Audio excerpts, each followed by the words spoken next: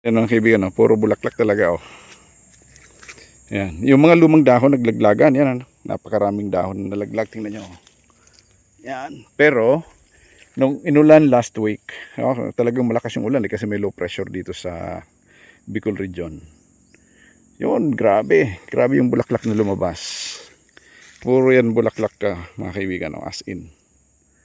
Oh, hindi ko ma-zoom in. Bakit kaya? Yan, oh. Grabe, oh. May mga pollinators pa tayo. Oh, yung buyog. Grabe talagang bulaklak. Ano? Amoy na amoy dito yung bango ng bulaklak, parang sampagita.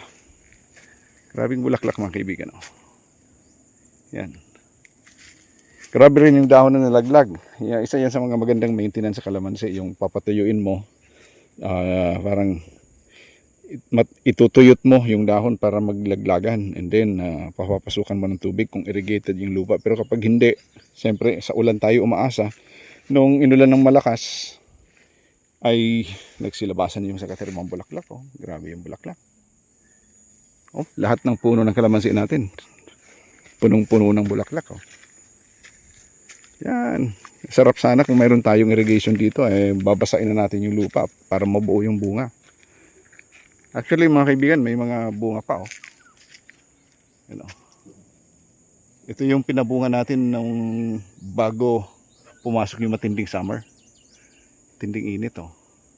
Pero mayroon napipitas namang ilan-ilan tulad nito. Oh. Yung mga tira-tira ko pa tong bunga. Yan. Pero yun nga lang, pag namimitas nito kailangan doble ingat sapagkat nalalaglag yung mga bulaklak. Pabuo na yung bunga kasi yung mga petals ay nakabuka na tulad yan. Oh. Pag nalaglag na yung petals, matitira dyan yung mga maliliit na bunga tulad nito. Oh. Nga gamunggo. Yan. Kapag naging gamunggo na, kailangan na ng maintenance. Sapat na tubig kasi kung hindi ay malalaglag. Yan. Pag nalaglag, matitira yung mga yung kaya lang suportahan ng puno. Yan. So yan mga kaibigan ng kagandahan sa kalamansi. Sabi ko nga, walang pinagkaiba yung mga citrus plants sa karakteristik ng pagpapabunga o pamamaraan ng pagpapabunga. Yan o. Yan. Mayroong nagsasabi sa akin na hindi ko naman daw nire-reveal yung sekreto ng pagpapabunga ng kalamansi. Paulit-ulit na nga tayo sa pagsasabi ng procedure. Tigangin muna ninyo. Tigangin ninyo ng 1 buwan. Tapos, parang nalalanta na siya. Isasyak mo ng tubig. Tulad nito, nasyak to ng malakas na ulan dahil sa low pressure nung last week. So, lumabas yung matinding, grabing bulaklak talaga. Oh. Grabing bulaklak. Close up na natin. Grabe talaga bulaklak. Yan ang nalaglag sa lupa. Oh. Mga petals. So, tapos noon, magme-maintenance ka na ng dilig at saka foliar fertilizer. Sabayan mo na ng pesticide kasi siyempre kapag may mga bulaklak at saka maliliit na bunga ay nagiging matamis yan sa pang-amoy ng mga insekto tulad ng mga citrus, rice bugs at saka fruit flies.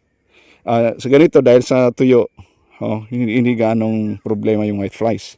Pero kapag madalas nababasa tulad sa mga lowland, nagkakaroon ng infestation ng white flies. So ang problema ay white flies, citrus bugs, rice bugs. Ayan. At yung iba pang mga insekto na tulad ng aphids, minsan may aphids din. So yung mga insekto na dapat nating makontrol. Kasi kung hindi natin makokontrol yan, ay kukontrolin yan yung pagdami ng bunga. Alright. So yan muna mga kaibigan. Pahapyaw na maibabahagi ko sa inyo ang kalagayan ng ating tanim dito sa bundok. Grabe yung amoy ng bulaklak. Napakabango. At kung mayroon kang allergy sa pollen, iwasan mo yung mga ganitong lugar sapagkat tiyak sisipunin ka, magbabahing ka at pwedeng atakihin ka ng asthma. Alright, God bless sa inyong lahat. Maraming salamat sa panonood. Until next time, bye bye.